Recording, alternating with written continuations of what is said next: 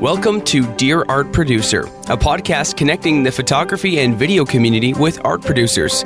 Drawing on her agency experience some years ago, photography agent Heather Elder penned an open letter to art producers discussing the finer points of working with one another. This podcast takes that idea and will introduce you to different art producers, share the stories of their diverse career paths, explore what it means to stay relevant, and examine industry topics such as marketing, estimating, directing, websites, and more. Hi, welcome to Dear Art Producer. I am your host, Heather Elder, and in an effort to share some different perspectives on our ever-changing industry, I have invited Jacki Angeletti, a senior production consultant with EVP Consulting, to be our guest today. Prior to being a production consultant, she worked for 20 years on the agency side at Ogilvy and Mather, J. Walter Thompson, and DDB Chicago. In between those agencies, she had a few stints at smaller ones where she developed their print and art production departments. She's been a production consultant for 11 years and has worked on AT&T, JCPenney, Gap, Revlon, Hyundai, and American Airlines, just to name a few. Hi, Jacki. Hello, Heather. Thank you for having me. Absolutely. Oh my gosh, we said earlier, but third time's a charm. My goodness.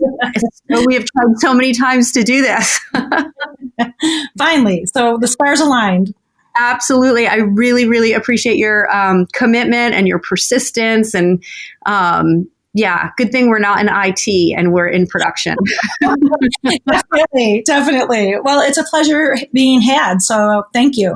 You're welcome. I'm really, really excited for our conversation today. I feel like, production consulting is such a mystery to so many people. And, I'm fortunate to know you, and I'm also fortunate sometimes to know when I'm working on a project with you. But I'd say the majority of times that we work with production consultants, we don't know who the person is. Mm-hmm. So, and I don't often get a chance to have a relationship with a cost consultant or a production consultant. And I think this episode will be really great in helping shine the light on what it is that you do and how you and I and how photographers and directors can work better and have, make it an easier process for all of us. So thank you so much for willing to share all your insights with us. Yeah, definitely. I know when I was on the other side as a producer, I really appreciated when the art producers or the production consultant that I was working with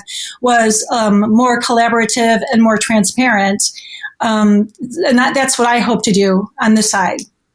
Yeah, I think that's really, really great. I do feel like sometimes when we hear that there's a cost consultant involved, I wish I had the direct access to that person. Not that I want to push the art producer out. I just think the three of us together could be having conversations as opposed to me sending something to the producer sending something to consultant, and then the questions come back to the producer, then they come back to me.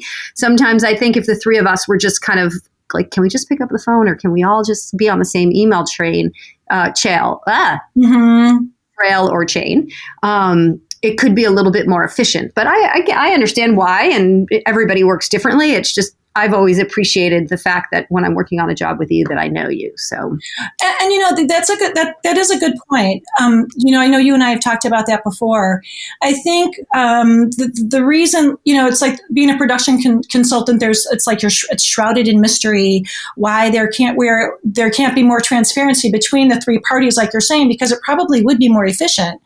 I think where it stems from, first of all, believing that production consultants are mainstream now, there's more of us, and I think most clients have consultants. Another layer that we're experiencing on this side is that we also have procurement to contend with. But to your point, it would be more efficient if the three of us got on the same call together or the same exchange. The one thing that there's a caveat, I think there are times when the agency producer doesn't feel like it's a collaborative effort. They almost feel like it's, more of still a butting of heads with their production consultants. Yeah. And I know when I was on the other side, I thought it was much more helpful if you were collaborative with your consultants. The consultant is also hired by the clients. And I think you and I talked about this before also. It's almost the consultant's job to explain to our clients and procurement how production works. It's like, we used this example before, and I remember you saying this was a great example. I don't know very much about cars at all. So when I go in to get my car fixed, I need somebody to really explain to me what's going on with the car and why it's costing X amount of dollars. So that's really kind of what we do for production to inform them of why things cost so much. Sometimes clients don't understand why you have to have a nice lunch. One client said, well, why can't they just order in Subway? Why do they need to have this much equipment? Why are they charging us for the studio? Doesn't the producer own, or the photographer own the studio? So there are a lot of things that clients aren't aware of.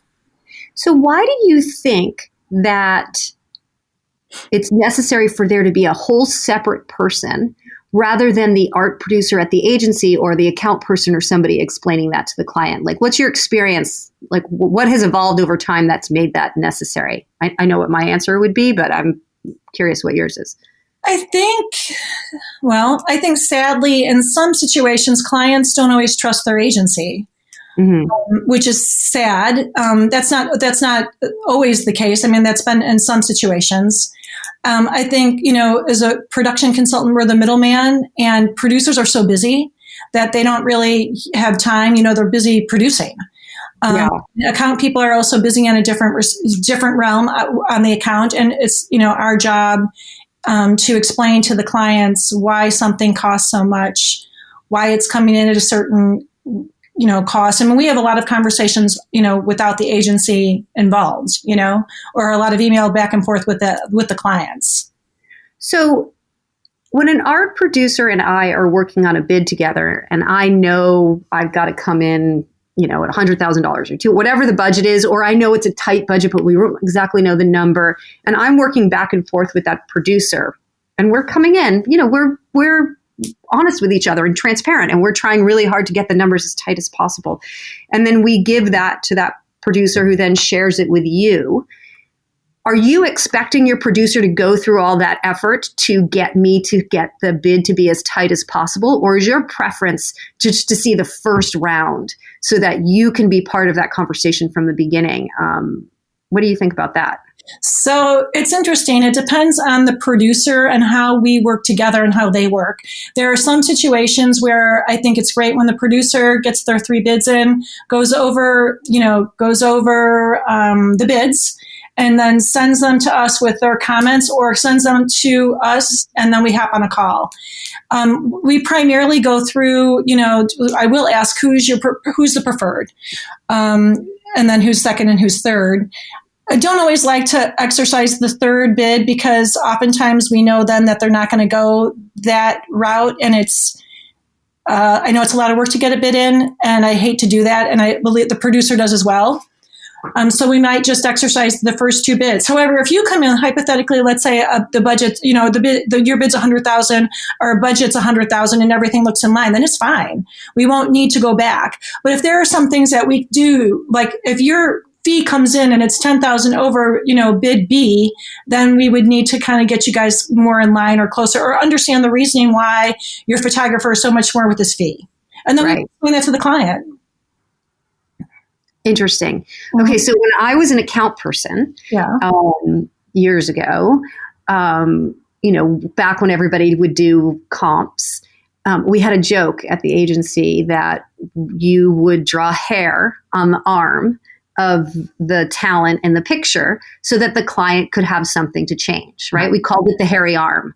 And it wasn't always hair on the arm, but it was putting something into the comp so that we knew the client wasn't going to like, and they could remove it, and we were being agreeable. Right.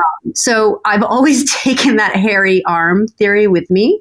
I always thought it was kind of funny, and when sometimes when there's a cost consultant involved, we hear from producers, or we do on our own, don't cut things right away, because we know that there's going to be a cost consultant. And if that's the case, I need to make sure there's something in there, not just something I don't need, but like if I'm too tight from the beginning and then I'm asked to cut on top of that, there's nothing left.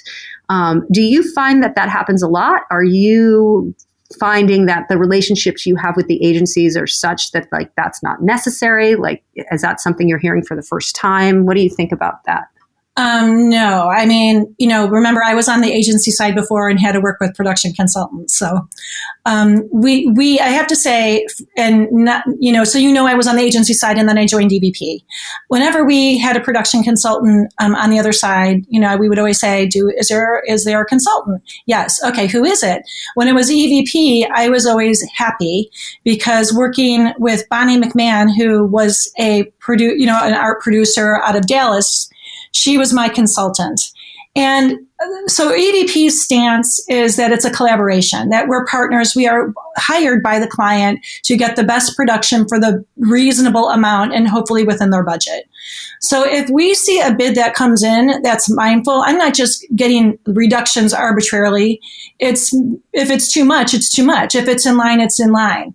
Recently, I almost fell off my chair. I've never seen anything this high for a motorhome. It was an $8,000 a day motorhome. Yeah. No way. Yeah. I said, was this a typo? What should this have been $1,800? Was this a typo?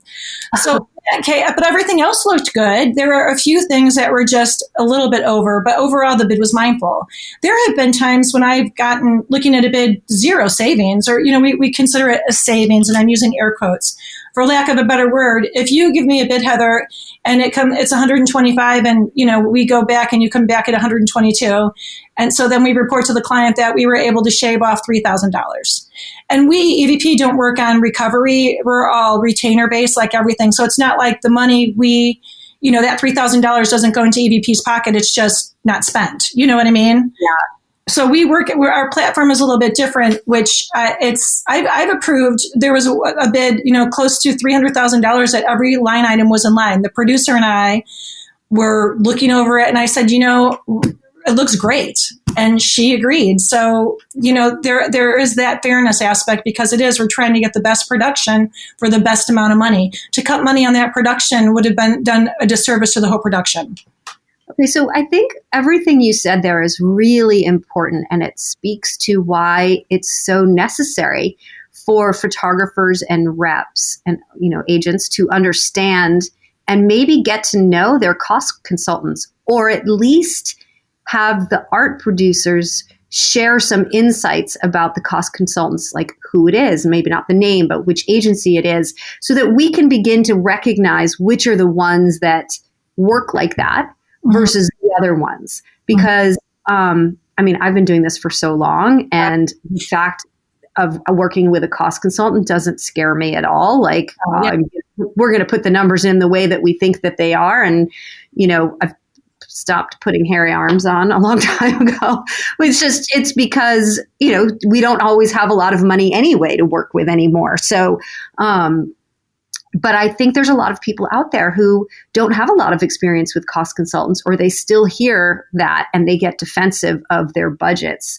So I think, everything that you just said there is really, really quite valuable. Mm-hmm. Well, thank you. And that's true. It's, and even it's interesting sitting on this side also. I was a producer. So to see the way things come in sometimes, and the way something is bid and things that are forgotten, it's very interesting. There are other producers out there that make my life so easy because they're so buttoned up and things are so together. And then there's some where it's very difficult because there are things missing in the bid, or there's something that's doesn't make sense. There's a lot of things that happen that you'd be surprised. So it is. No, I don't think I'd be surprised. But it's interesting. I do think it's important to have a relationship with that's one of my favorite things. There are a handful of producers who I absolutely love working with, and it's fun, and they value my experience and I value theirs. So it's a collaborative effort, and generally things get, it's a very quick review, very quick and simple, quite frankly. Yeah, no, that's great. So I'm going to work on that. When I find that we have cost consultants, I'm going to start asking more questions of the producer about who it is and have they worked with them before, and would I know the person, and any insights, so that I can begin to formulate my own opinions for future times I worked with that person. Yeah. And, maybe enhance the relationship a little bit more. I think that would be a smart thing for me to do. So the one thing that I want to circle back, so there could be a situation where you do present, and you're right, a lot of there's not the money that we used to have for photo shoots. It's much tighter. There's much more concern about budgets. And of course, now we have procurement on our end that we have to really answer to. So oftentimes, if we're asking questions that seem basic or just why don't they know this? It's frankly because maybe we do know it, but we want to make sure we understand it because we get questioned a lot by procurement. And for us to ever, seem like we don't know it like 100%, doesn't look good. So we want to be very educated on the bid and why some things were bid a certain way and what costs include. So that's good for people to be aware of also, or producers, that there's a lot of layers now and there's so much tied in with budget. So there are times if let's say there is a tight budget, and let's say you come in with a bid of 125 and another photographer comes in with a bid of 118 and the budget's so tight and they really want to go with your photographer, there would be a time when we would try to get your cost down to 118. That low bid kind of sets the bar. And if you're able to do it, great. If not, there's not a lot you can do, and you explain why you can't. Because every production is different, and photographers and reps do look at things differently and have more efficiencies in some areas and maybe a different way in a different area. But so I think that's something that you should be made aware of also. There are times when we go back because you're the preferred, but you're still a little bit higher, even though you may feel your bid is more mindful. And what about times where you feel like a photographer might not, or a production might not have enough money in it because you've compared all the bids? Yeah, we bring that up. Yeah, we'll bring that up, or we'll say, do you think you have enough, hair and makeup? You've got, 17 talent and you only have 2 hair and makeup. Maybe you want to add a third one. We'll talk through that production. Yes. Okay, so here's another question, and it's backing up a little bit for our listeners who may not know what procurement is. Can you explain what that is or define that for everybody? So a lot of clients have now, so let's say it's more or less like an in-house budget watcher, to say. So procurement, they are the keeper of the funds. So they may give their marketing client a certain budget for the year or per campaign, and they hold the purse strings. Okay. Also auditors, they're auditing. Sometimes their auditors are rolled in with the procurement because then they also have to answer to somebody. Like for instance, like Hyundai, most everything comes out of Korea. So procurement here answers to Korea, a Korean office. One thing that's interesting, I think, about the idea of procurement is there's a whole nother person there. And I think sometimes people wonder what happens when we push send on the email when the bid goes out. Right? We've spent all this time, all this effort on our treatment and our estimate. It goes out to the producer. And I think a lot of times photographers wonder, why aren't we hearing back? What's going on? What's happening? And while it used to be, the account person would, the producer would share it with the account person, share it with the client. They'd have a meeting, they'd approve it, would be done, we're out the door. Now there's just so many more layers, right? With cost consulting and procurement and the clients, all the different internal clients. Do you find the layers to be cumbersome, or do you, now that you're on the other side, are you finding them all really valuable parts of the process? That's a good question. I think procurement's valuable for the client side, of course. As far as I don't think it's either or. I don't think it's it's a benefit for the client for sure. I think that it's just something that we now as production consultants have to help manage. Yeah. I think that a lot of I think it's just another layer that we have to, just like when production consultants became more mainstream. It was something we on the agency side had to implement into our current work atmosphere. I think it was the same for us. Well, and I think too, what photographers should think about who are listening is that if you don't get a job and you're not, the award doesn't go your way, there are so many reasons why that could be.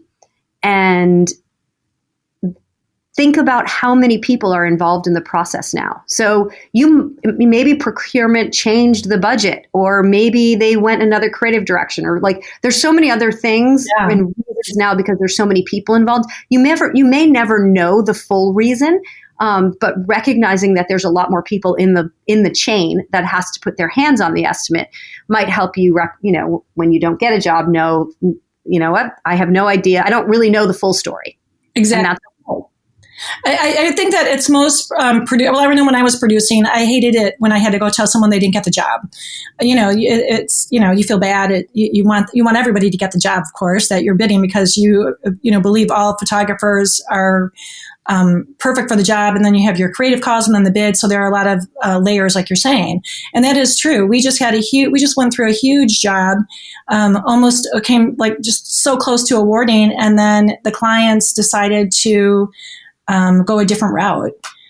So it was really shocking, actually, because it was one of our bigger productions that we worked on, and it was a lot of work, and it just took a U-turn.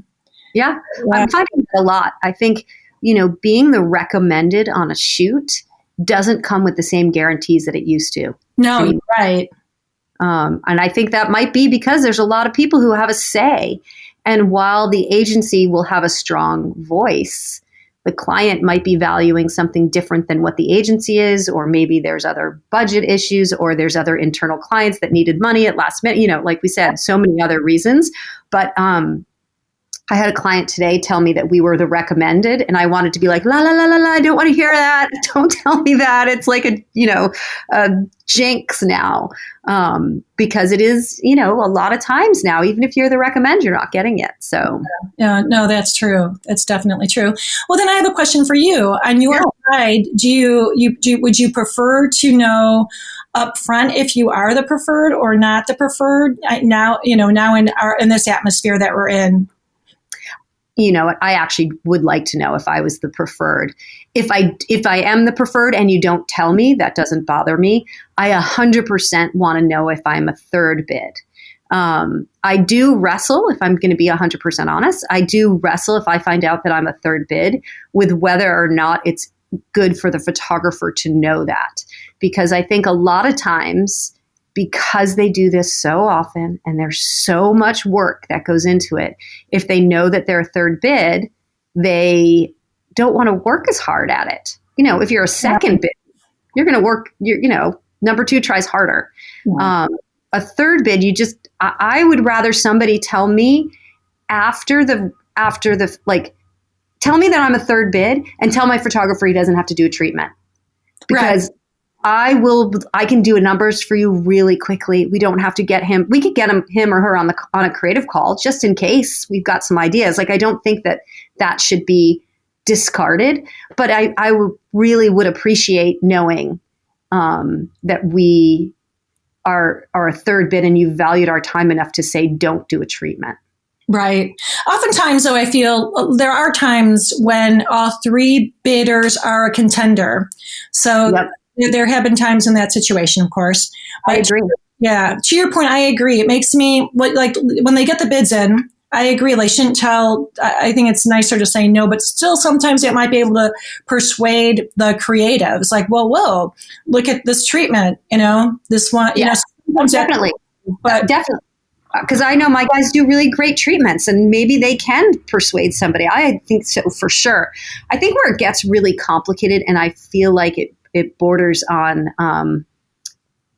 rude isn't the right word. It's inconsiderate, is when there's so many rounds of revisions and there's so many changes because maybe the FDA hasn't approved a product and you've got multiple variations or all of this stuff.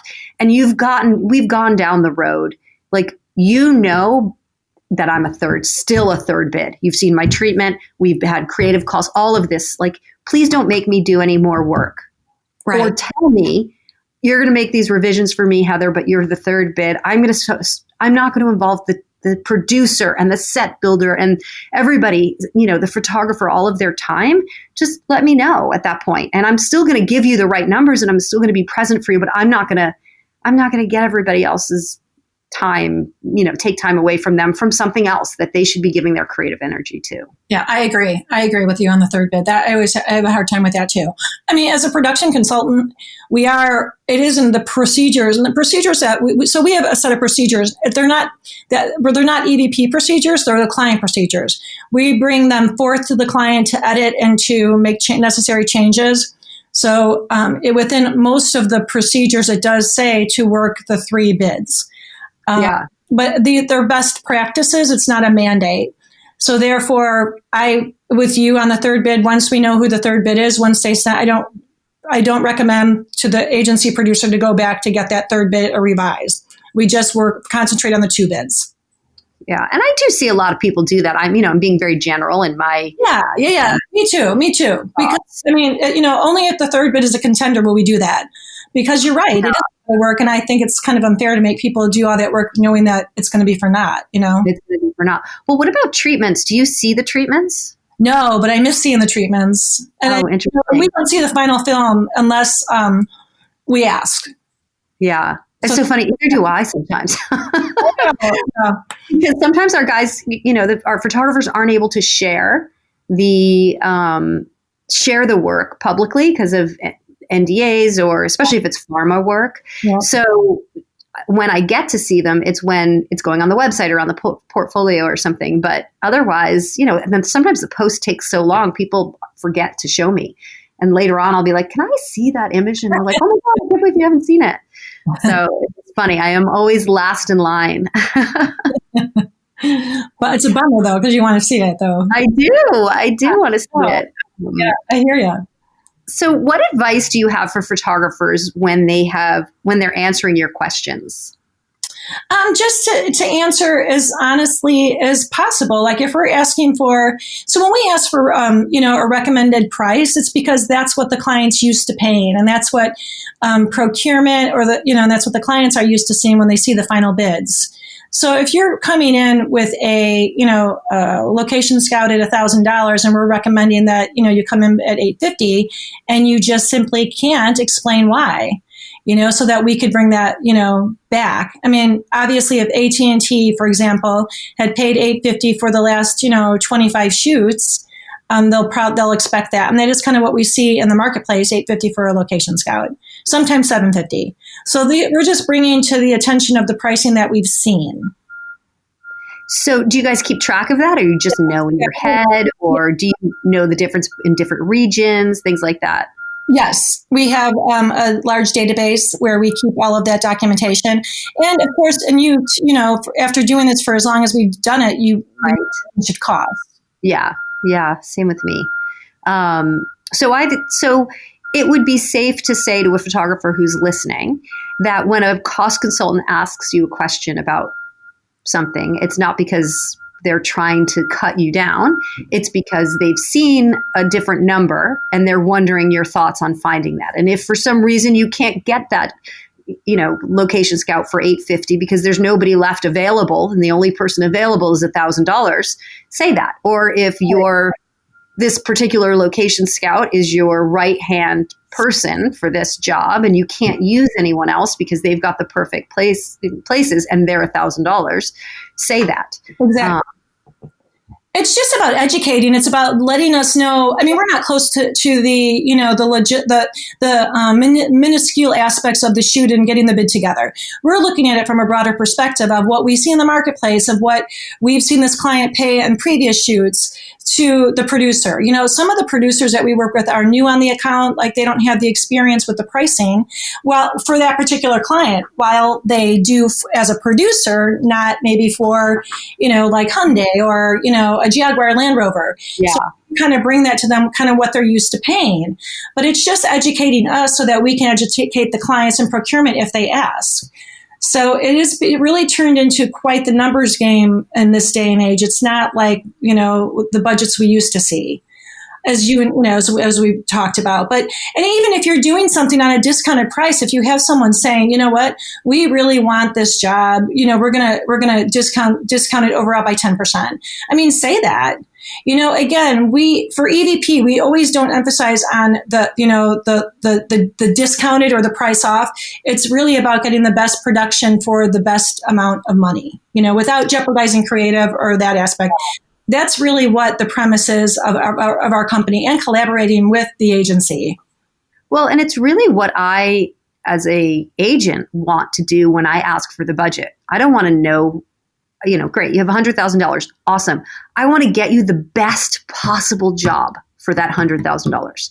And there's different reasons I ask for the budget. One is that, right? Like, how much do you have? Okay, let's maximize the production, get you the most amount of content, the best production available for that amount of money. That's reason one.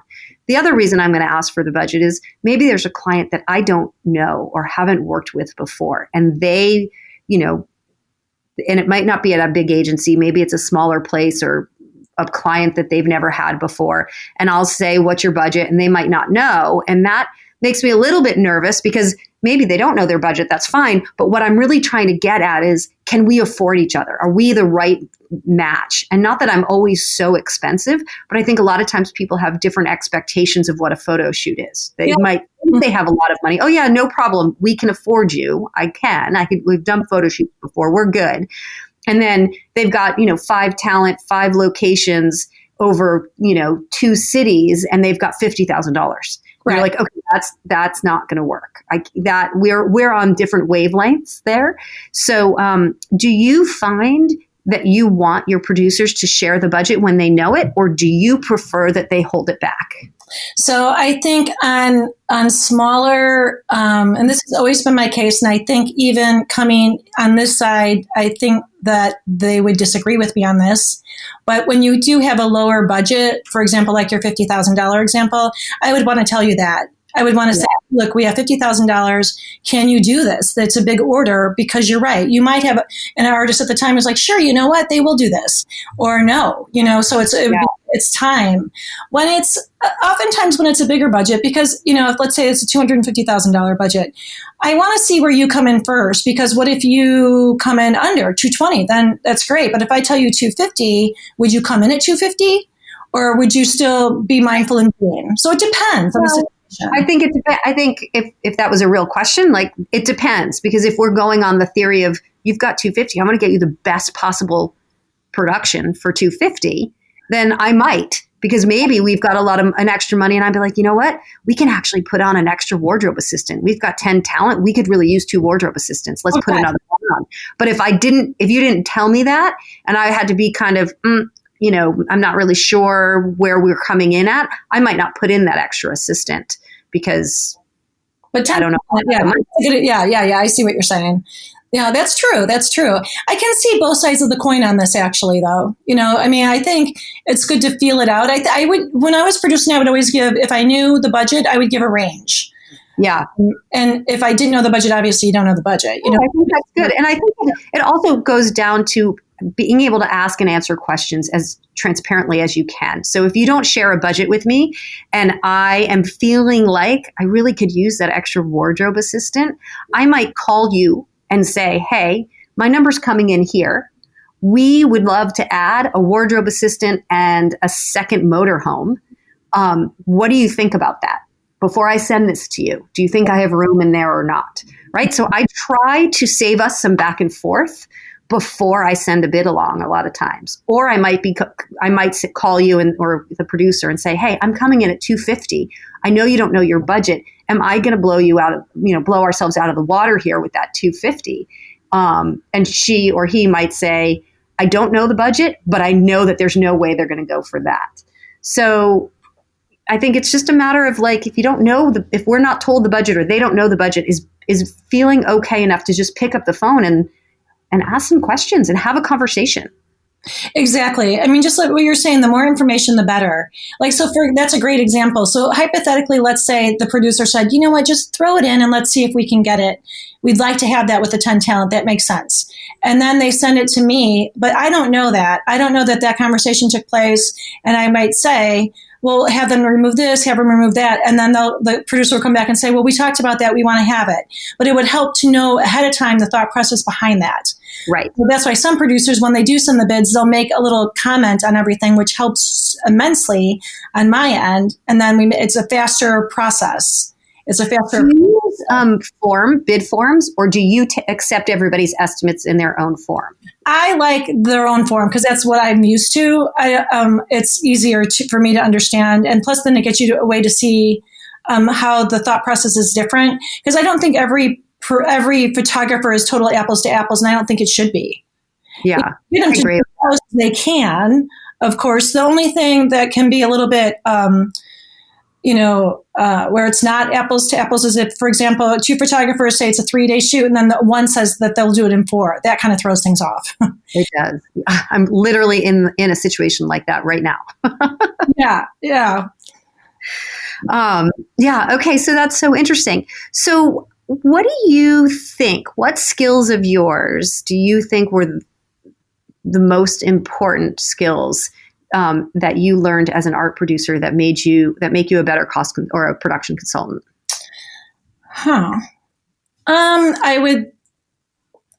So one thing, like I do keep reiterating this, is the collaboration. It was a collaborative effort on this side with the agency. And that was important to me to have that as the platform, because I had worked with production consultants when I was on the agency that definitely were in it just to get the lowest price. Which is not our motto. And then we had overages on, that's not what our goal is. Like if it ever gets dangerously to that point where even we're trying to make a client, like let's say, a client has a specific budget and we're really trying to get to that budget and it's a really tight effort, even in that situation, we wouldn't just try to get lower. We would go back to the client and explain, why it was coming in at a particular cost, like over their budget. But I think being flexible and being knowledgeable and not being afraid to go to the client and letting them know what the situation is with a production. I think that you need to also, while we are here for the client, I don't think it's always fair it's not always fair to try to get as much as possible from an artist without being fair. Yeah. And what do you think is surprising to people about production consultants, or maybe a misperception about what you do? Is there anything that you'd like people to know about the industry in general, and maybe about yourself and how you work? Well, I think the misperception, I think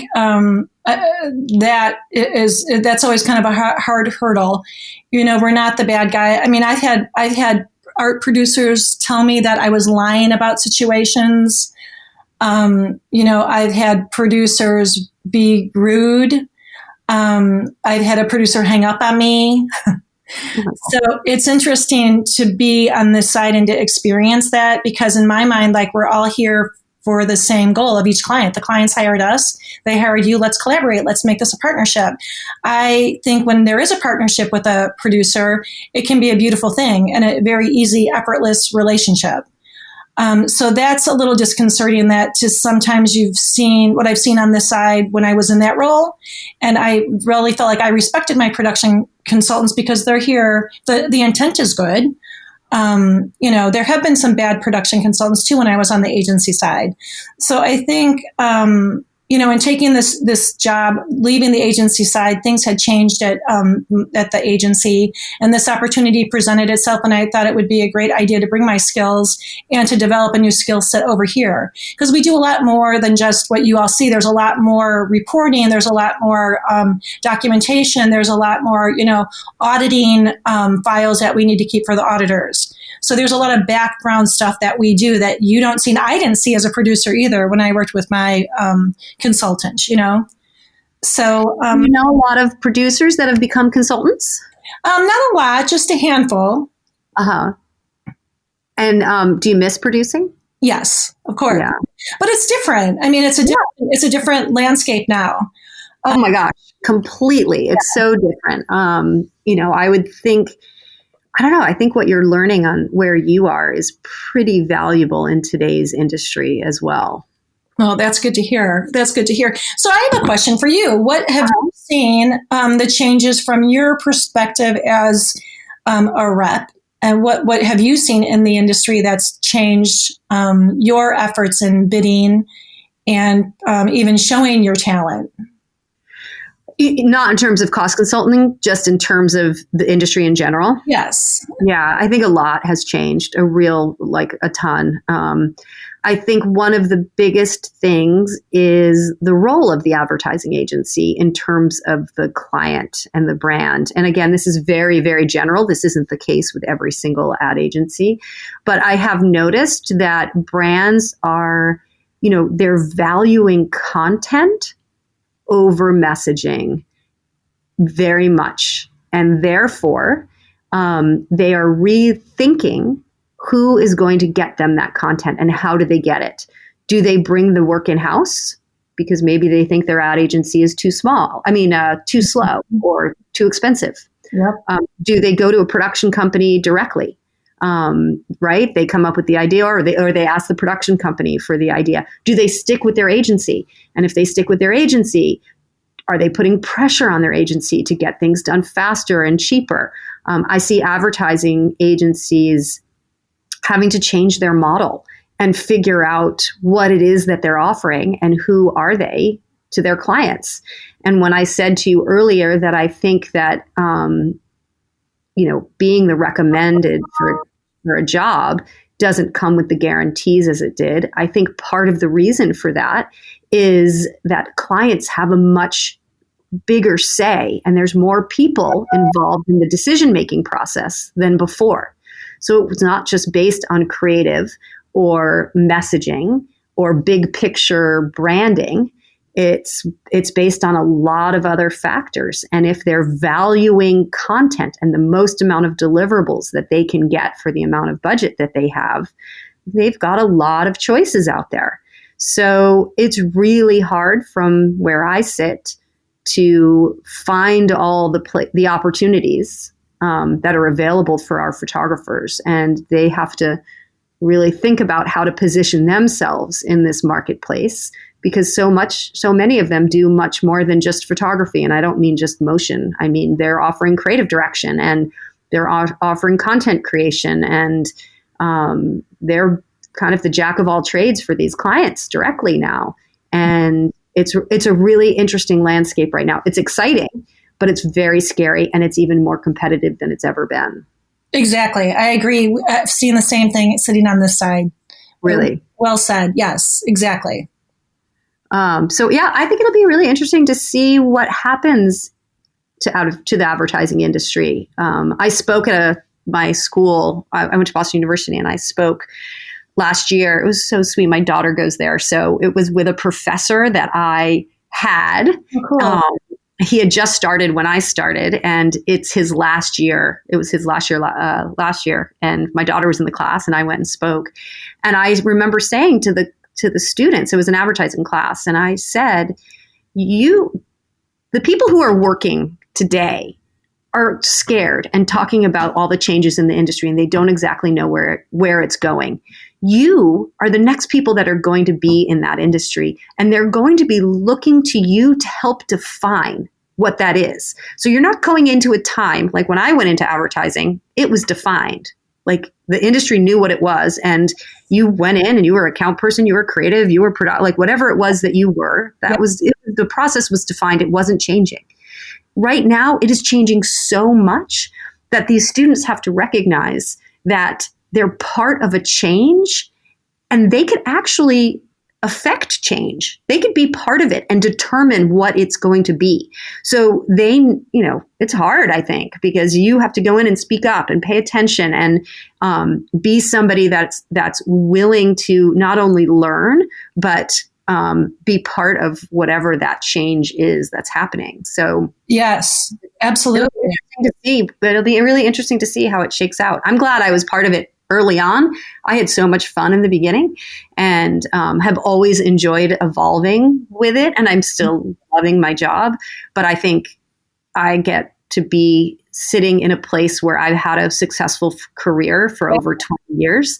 I can't imagine being a new rep or a new photographer or a new director in this market. I would think it would be really hard out there. I think so too.